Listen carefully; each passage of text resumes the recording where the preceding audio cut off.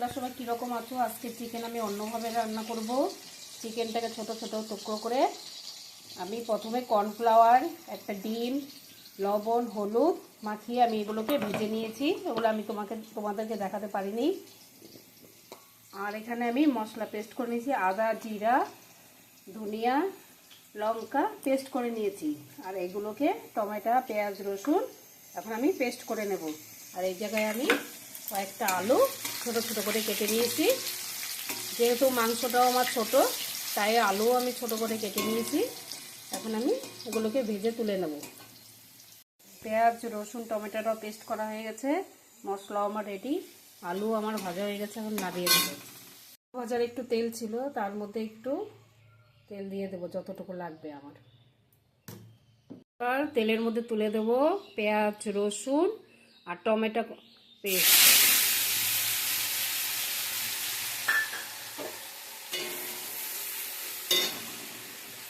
মোটামুটি আমার পেঁয়াজ রসুনটা কষানো হয়ে গেছে, টমেটো। এবার দিয়ে দেবো আদা, জিরা, ধনিয়া আর লঙ্কা। এবার দিয়ে দেব কিছুটা চিনি, কিছুটা হলুদ দিয়ে দেবো, আর পরিমাণ মতো নুন, যে যেরকম ইউজ করে। ভালো করে কষিয়ে নেব। মশলা আমার কষানো হয়ে গেছে। এবার দিয়ে দেব কিছুটা টমেটো সস। এই চিকেনটা এইভাবে রান্না করে দেখবেন, দারুণ লাগে খেতে। এবার আমি দিয়ে দেবো ভেজে রাখা চিকেন আর আলু।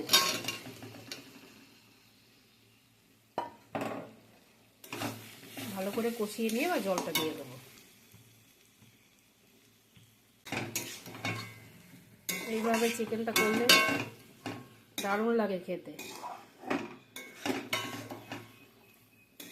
কালারও দেখে এত সুন্দর হয়েছে। আমার কষানো হয়ে গেছে। এবার কিছুটা জল দিয়ে দেবো আলু সেদ্ধ হওয়ার জন্য। মাংস তো আপনার ভাজার মধ্যেই সেদ্ধ হয়ে গেছে, আলু সেদ্ধ হওয়ার জন্য কিছুটা আমি জল দিয়ে দেবো।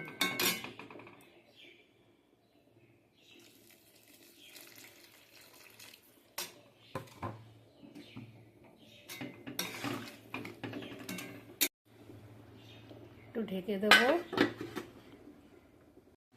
আলু আমার সেদ্ধ হয়ে গেছে, এখন আমি নামিয়ে নেব, কারণ চিকেনটা ভাজার মধ্যেই সেদ্ধ হয়ে গেছে। এখন আমি নামিয়ে নেব। অনেকেই চিকেনের সলিড মাংসগুলো খেতে চায় না। এইভাবে আপনারা বাড়িতে অবশ্যই ট্রাই করে দেখবেন, দারুণ লাগে খেতে। রুটি বলো, পরোটা বলো, লুচি বলো, ভাত বলো, সব কিছুতেই এইভাবে করলে খাওয়া যায়। খালি চিকেনগুলো ছোট ছোট করে কেটে নিয়ে, আমি ওটা দেখাতে পারিনি, কর্নফ্লাওয়ার, একটা ডিম, হলুদ, লবণ আর একটু লেবুর রস দিয়ে মাখিয়ে নিয়ে শুধু তেলে ভেজে নিতে হবে। ভেজে নিয়ে জাস্ট ওইভাবেই করতে হবে। ভিডিওটা যদি ভালো লাগে লাইক, কমেন্ট করে শেয়ার করে আমার পাশে থাকবেন।